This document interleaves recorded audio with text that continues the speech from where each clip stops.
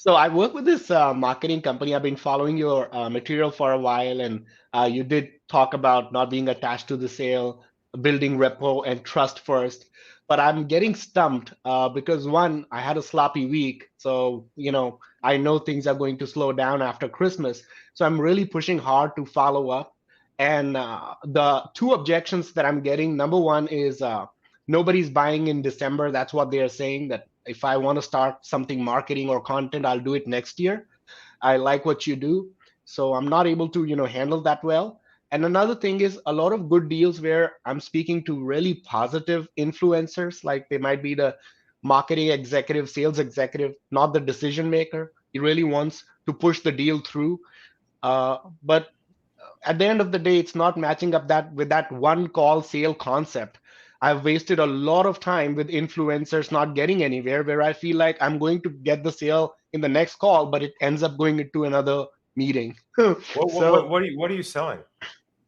marketing, lead gen, softwares and technology. Okay. And what's the core problem you're solving? What does that solve for them? It gets them meetings on their calendar. So we generate opportunity and appointments. So do you guarantee that you'll get them appointments on their calendar?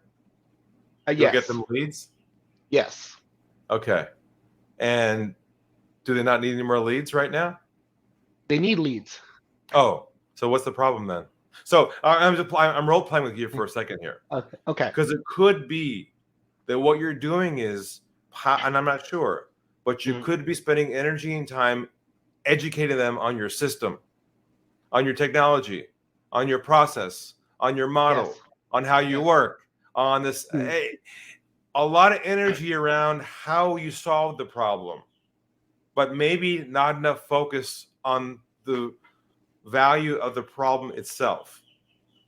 What I mean by that is it happens a lot of times because sometimes you have what I call the curse of mastery, meaning you know your stuff so well that you want to explain it to people so they understand how the whole system works, so they understand the value of it.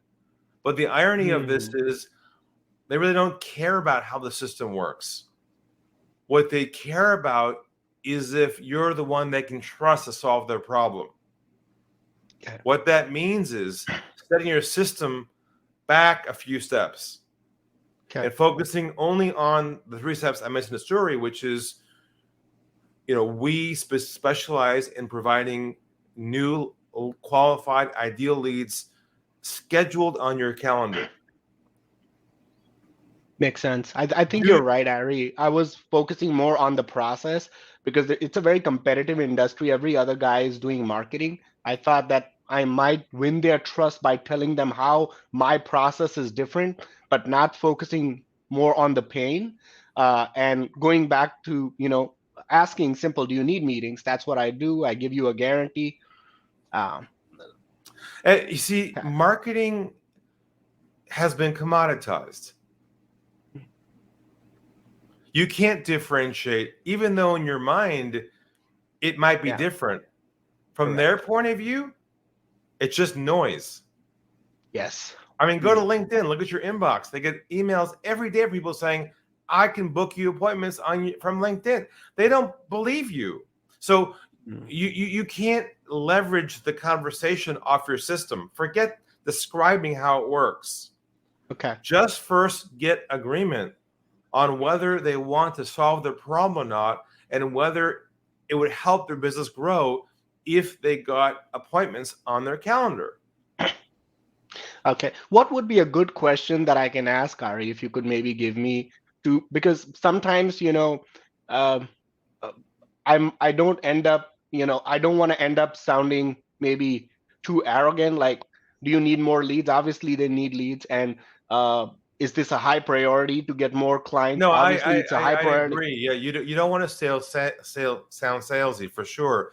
You change your languaging to our approach. So it goes something like this. Would you be open to a new perspective? Love it. On how to have pre-scheduled appointments with ideal clients on your calendar? Would you be open to that? See, it's not do they want it. See, here's the core of all this. they're judging you based on your languaging and your approach, not your solution. Okay. That's such a shift in people's thinking because we're so wedded to believing our job is to show our value because our solution is special. But psychologically, in their mind, they don't really care about how you solve their problem. All they care about is if you're the one to solve it or not, which means you have to let go of your informational approach and focus specifically on building that trust from the beginning. Hopefully that's helpful for you.